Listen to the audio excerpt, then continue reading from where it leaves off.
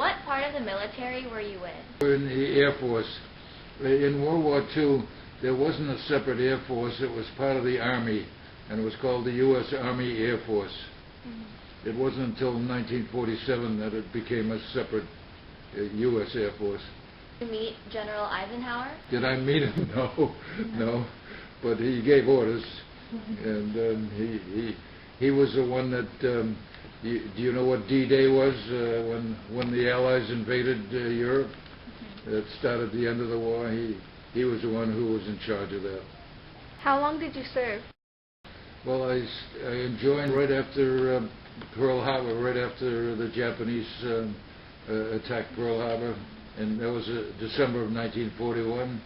And I enlisted with the Air Force, and I stayed until 1945 when the war ended, and they let me out. And then I was in the reserves, and when the Korean War started in 1950-51, I was recalled, and I served another 2 years. Then I resigned. I had learned how to fly in college. When I was 18, there was a program called a Civilian Pilot Training Program, and the government came around to many of the universities. I was a student at the University of Pennsylvania, and they gave free flying lessons. So I got my private license when I was 18. I was a junior in college. That's when I started flying. How did this experience impact your life? I'll tell you how it did. By the time he was done with his private training, he got a 10-man crew. They had to fly the largest airplane in the Air Force at the time. They told him he's going to fly this plane down to Brazil, across the Atlantic Ocean, over to North Africa, and up to Italy. But I was 21 years old. They gave me a brand new airplane, and here I was, 21 years old. I had just gotten out of college, and I was very proud. It was quite a nice experience, except when you go into combat and the Germans are shooting at you, it's not so exciting. Tell us about some of the planes you got to fly. This is a picture of the plane I flew, the B-24. It was a very big plane and very, very hard to fly. Here's a picture of the cockpit, and in order for me to fly this, they blindfolded me when I was in training, and I had to point to every one of these controls when I'm blindfolded. My plane, bomber planes, we all had names printed on. There was a GI down there that was painting the airplanes that were going through, and he says, "What do you want me to paint on your plane?" And I said, "How about a picture of Uncle Sam with a bear behind, and Hitler is kissing his ass." But I was 21, and I loved flying. The problem was when I got overseas to Italy, to my base, the squadron commander, who was a major, I was a lieutenant, took the plane away from me. He said, "I need a new plane. I'll give you an older plane." So he took that plane, but I got even with him, because 2 months later, he flying that plane, and he got shot down and killed, and the plane was destroyed. So he shouldn't have taken that plane. Before they could be released to go home, they had to do 50 missions. On a 42nd mission, it was over Munich, Germany. There was an aircraft factory outside of Munich, and we were flying at very high altitude, 25,000 feet, cold as hell up there, no toilet, no heat. It's 40, 50 below zero. It was very uncomfortable, but we were young kids, and it was a big adventure. And if you had to go to the toilet, there's no toilet in the plane, so you open the bomb bay doors and you let it drop. You're over Germany, and you're lucky you might hit some Germans. How close were you to your members? My crew, at 21, I was the oldest guy in the plane.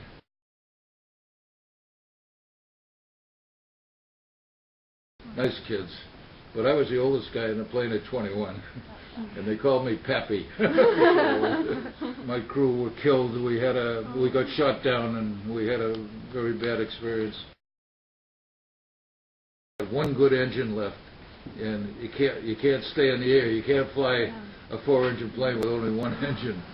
So we had a crash. I had a crash land in the ocean. Top turret had caved in and crushed them. What did you do after the war? I stayed in the reserves after the war, and I was flying on weekends. We've had reunions for the past 30, 40 years, and we're having our last reunion this October. And most of the guys have died now. I'm 91, and I'm still pretty good health. I refuse to get old. I fly. I go to exercise in the gym. I go to a writing class. I'm writing a book about it. I'm very active. I go sailing. Senior citizens have a 34-foot sailboat. I go sailing every week. I'm very active. I don't sit around. My wife died last year, and I date now. On the internet, I meet beautiful women who are older, and I'm enjoying life. I'm not going to get old. I refuse to. But during World War II, it was a very exciting time to be alive. If you went to railroad stations or bus stations or any public gathering places, there were posters all over the place, like "Keep 'em flying, buy war bonds," "Bundles from Britain, more production," "I want you for the U.S. Army." Remember that one? Yeah. There's another one, "Keep 'em flying." And it was you had to do something. Either you worked in a war factory or you went in the service. You couldn't just sit around at home. There's 7,000 surplus planes in 1945 when the war ended. They were up for sale. Nobody wanted to buy them. They were very expensive to fly. So they chopped them all up for scrap aluminum. They made refrigerators and automobiles and everything out of the aluminum. They melted down the aluminum when they had a guillotine, a big blade that chopped them all up. It was very, very sad.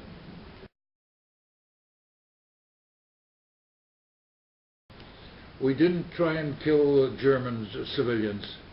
Sometimes a bomb would go astray, or a bombardier would miss its target, and they'd hit a house or something, but we didn't do it on purpose. The Royal Air Force bombed at night, and they bombed complete cities to get even with the Germans, because the Germans had bombed London. And they killed thousands of civilians. But the U.S. Air Force, we didn't really, all we wanted to do was bomb strategic targets.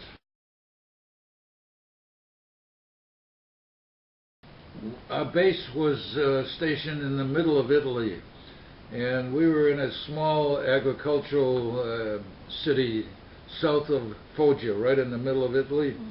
And we would fly one day, and the next day you would have off, and then fly the following day. You never flew 2 days in a row. It was just too tiring. If you're flying a 10, 11-hour mission, very, very tiring. And they did give us a day off.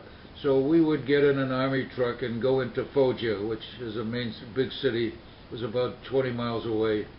And we would have a spaghetti dinner because the food in the base was terrible. We'd get haircuts.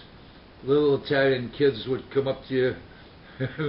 We were wearing our uniform. They'd say, "Hey, G.I. Joe, you want to sleep with my mother? She's a virgin." Oh my God. Crazy kids. So we'd give them gum and candy and laugh. But the food was terrible. We had ersatz coffee. There was no real coffee. Powdered eggs, Spam. No good food at all. The coffee was so terrible that the guys the GIs had a song about the coffee. You want me to sing it to you? Oh, yeah. They would sing, and they sang this. We were flying over the Atlantic Ocean from Brazil to North Africa, and we flew at night. In the middle of the night, the guys in the back, they were GIs, my crew, they started singing the song through the intercom, and here I am flying, and they're singing, "Oh, the coffee that they feed us, they say it's mighty fine. It's good for cuts and bruises and tastes like iodine. Oh, I don't want no more of army life. Gee, Mom, I want to go home." They kept singing it over and over. Then they had another verse. Oh, the donuts that they feed us, they say they're mighty fine, but one rolled off the table and killed a pal of mine. I don't. Anyhow, I tell them, shut up and go to sleep.